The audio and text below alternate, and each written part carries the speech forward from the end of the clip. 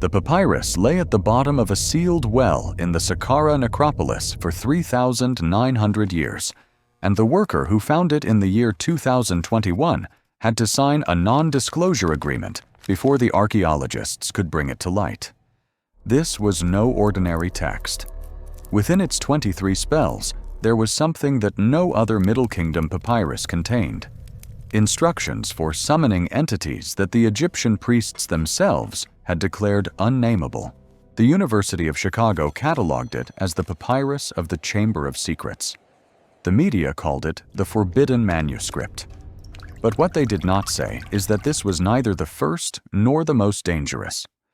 For over 3,000 years, the absolute power of the pharaohs rested on a structure as fragile as the papyrus on which they wrote. Any text that threatened that edifice was not discussed, not debated, not refuted. It was destroyed, or buried in the silence of sealed tombs.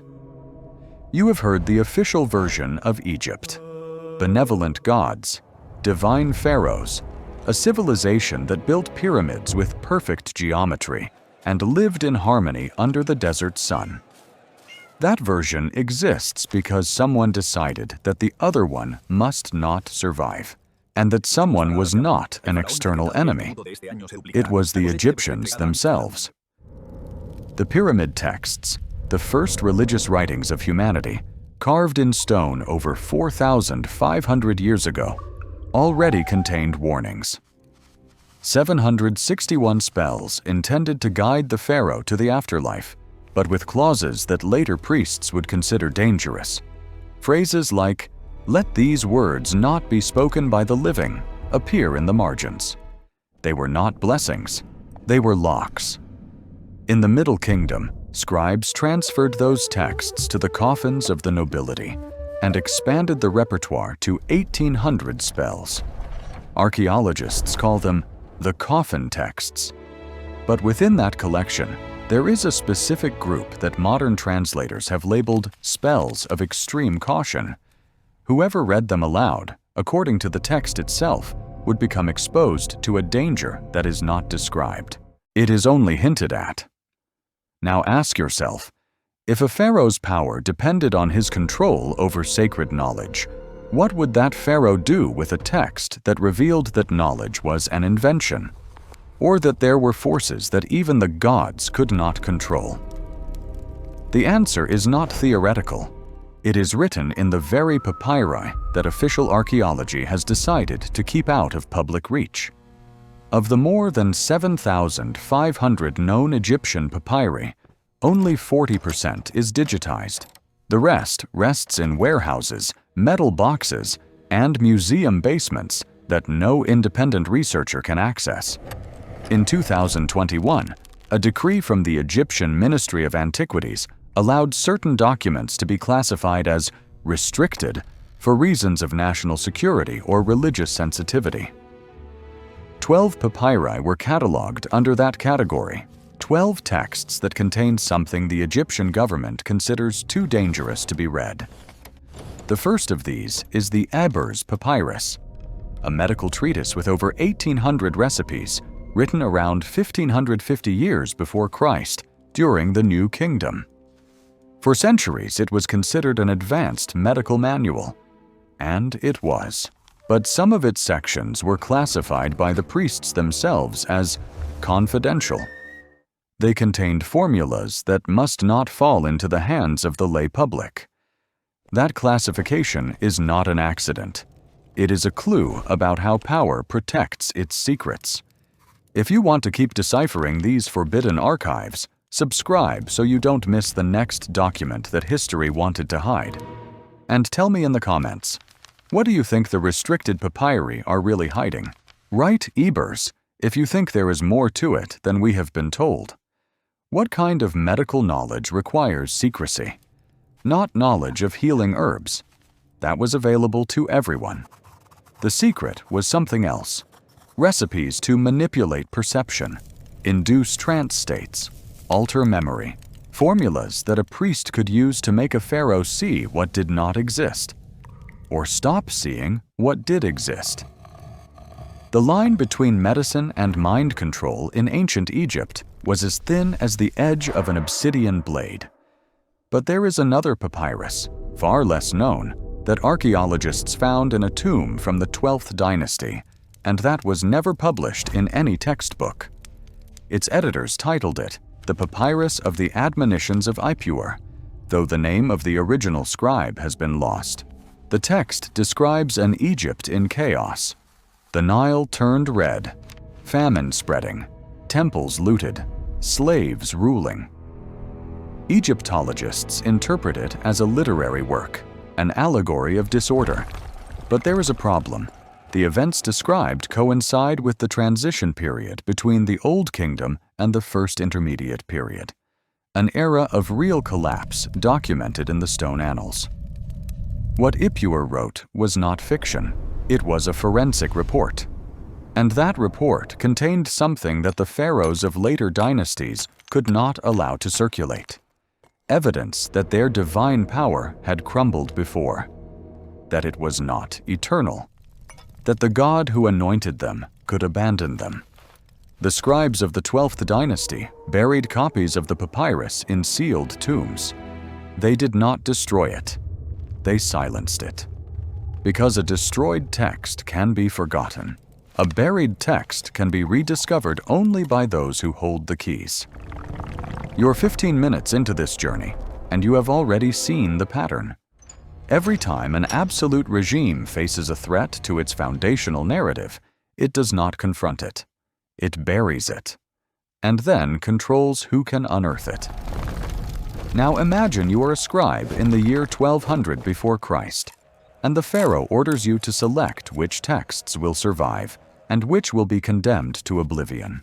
You have no army, no palace, no political power, but you have a knife, a roll of papyrus, and your sovereign's command.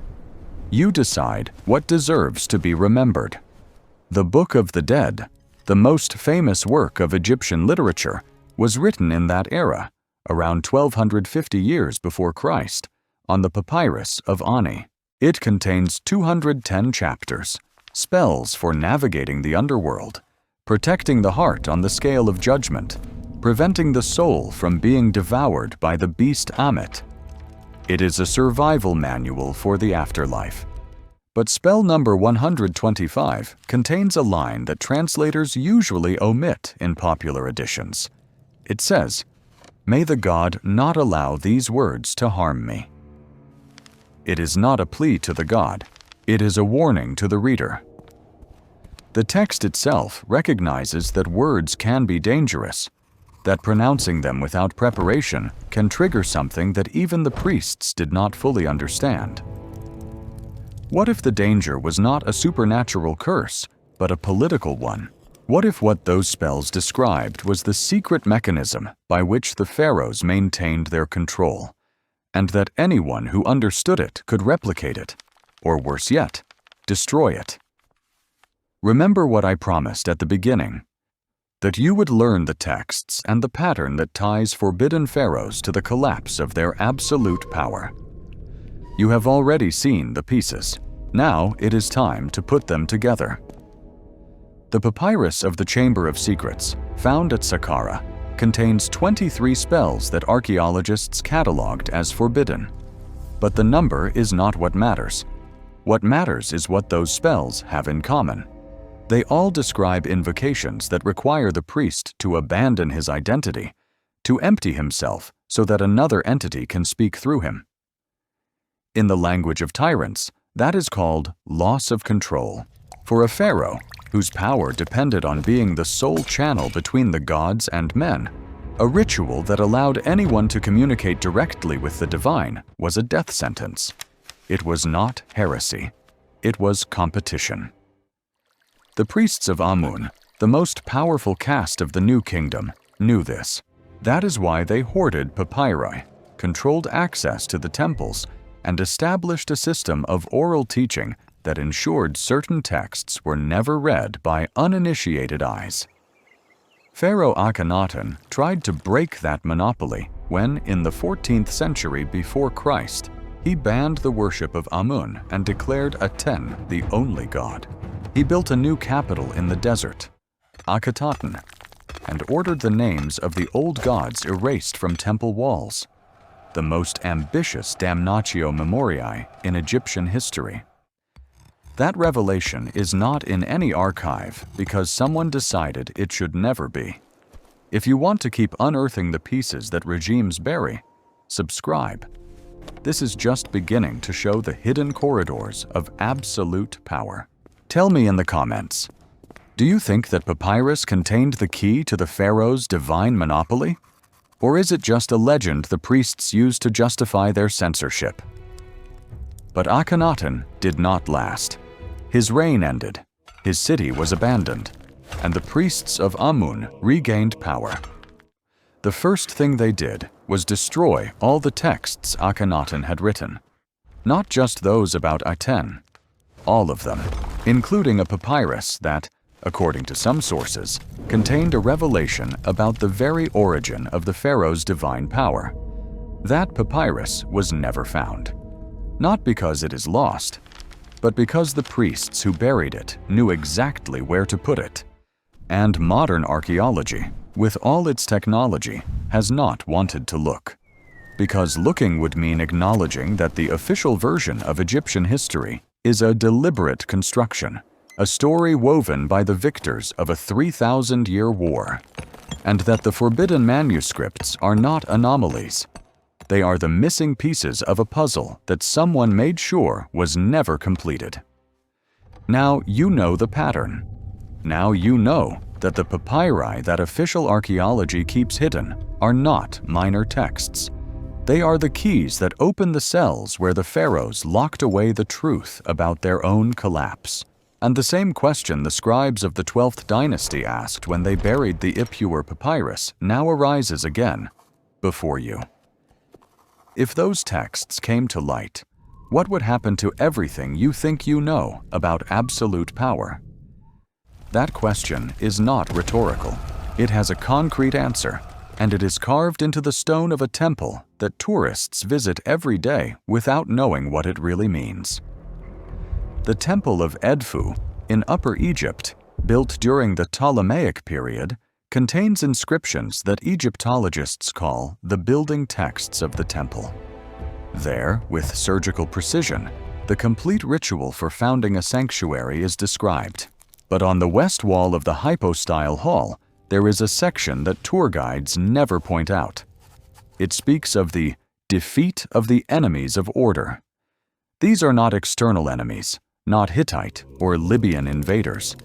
They are scribes who revealed sacred secrets, priests who spoke too much, citizens who learned to read the forbidden texts. The ritual to purify the temple after one of those texts had spread included burning the original papyrus, washing the walls with water from the Nile, and repeating a formula of collective forgetting. Not a curse, an administrative order for silence. 3,000 years later, the Egyptian government classified 12 papyri as restricted for reasons of national security. The technology changed. The mechanism did not. The case of the Thule papyrus is the most disturbing example of this pattern. In 1934, an Egyptologist named Alberto Thule found a papyrus in a Cairo antique market. When he translated it, he discovered a description of an unidentified flying object seen over the sky of Thebes during the reign of Thutmose III. The text said, "Circles of fire, brighter than the sun, appeared in the sky. They rose and descended, and the soldiers fell to the ground terrified." Thule published an article in an academic journal. Shortly after, the papyrus disappeared from the museum where it was kept. It was never seen again. Critics say it was a forgery, but the witnesses who saw it before its disappearance insist the hieroglyphs were authentic and the carbon-14 dating was correct. Why make a text disappear if it was false? A false document is refuted, exposed. A true document is buried. The same fate befell the papyrus of the Book of Thoth, mentioned in Greek texts but never found complete. It was said to contain the secrets of the universe, how to move objects with the mind, how to travel between dimensions, how to become immortal. The Egyptian priests considered it so dangerous that they divided it into 7 parts and buried them in 7 different tombs. Only the initiated could unite them, but an initiate who knew everything the book promised would be more powerful than the pharaoh himself. For an absolute regime, that knowledge is not a treasure. It is an existential threat. Now think of Pharaoh Ramesses the Great, the one who built more monuments than any other, who carved his name into every temple in Egypt. Ramses knew his legacy depended on his version of history being the only one to survive. That is why he ordered that all papyri mentioning the military defeats of his army be destroyed. We know he did this because the Hittite archives, discovered in modern-day Turkey, describe battles that the Egyptian texts omit entirely. The Battle of Kadesh, which Ramesses presents on the walls of Karnak as a crushing victory, was actually a stalemate. The Hittites considered it theirs. 2 versions of the same war. 2 competing narratives. 3,000 years later, the one that survives is the one that had more stone and more scribes, not the one that had more truth. Absolute power is not sustained by armies. It is sustained by the ability to define what is real. And that brings us to the forbidden manuscript that no archaeologist wants to discuss in public. The Papyrus of the Curses of the Pyramid Builders, a text found in a tomb from the 4th dynasty, right next to the Great Pyramid of Khufu, containing a warning directed not at the living, but at the gods themselves. It says, "Let the gods know that we, the builders of the Pharaoh's eternal house, worked not out of devotion, but out of fear. Let our sweat and blood be a testimony against him in the final judgment." The workers who built the pyramids were not slaves, as was believed for centuries. They were paid workers, well-fed, with medical care. We know this from the archaeological remains, but that does not mean they were free. They signed contracts for life. Their children inherited the job, and the pharaoh had the power to execute anyone who tried to escape. The Papyrus of Curses was found by a French archaeologist in 1886, but it was never published in its entirety. The fragments that are known were censored by the team that translated it. Why? Because they contained a list of names of pharaohs who, according to the text, would be condemned by their own workers in the afterlife. No pharaoh wanted that text to circulate. No regime wants the oppressed to have a voice, not even after death. If this pattern is resonating with you, subscribe, because the final manuscript coming up is the darkest one, and it's going to blow apart everything you thought you knew. And I want you to leave one word in the comments: testimony, because that is what these workers left, and that is what this video is unearthing. But there is one last manuscript, the darkest of all, that closes this pattern in a way you don't expect. The Papyrus of the Prophecy of Neferti, written during the 12th dynasty, describes a future king who will restore order after a period of chaos. For centuries, it was interpreted as a messianic prophecy, but in 2017, a multispectral analysis revealed that beneath the visible text, there were layers of older writing. The papyrus had been rewritten. The scribes erased an original text to put the one we know today, and the original text, of which only fragments remain, described something very different. A ritual to dethrone the pharaoh without violence, using only words. Specifically, the original text contained instructions for performing a ceremony in which a priest would utter certain phrases in front of the pharaoh's statue, and by doing so, the ruler's divine power would fade away. There was no assassination. There was no coup d'état. Only words spoken in the correct order, in the correct tone, in front of the correct symbol.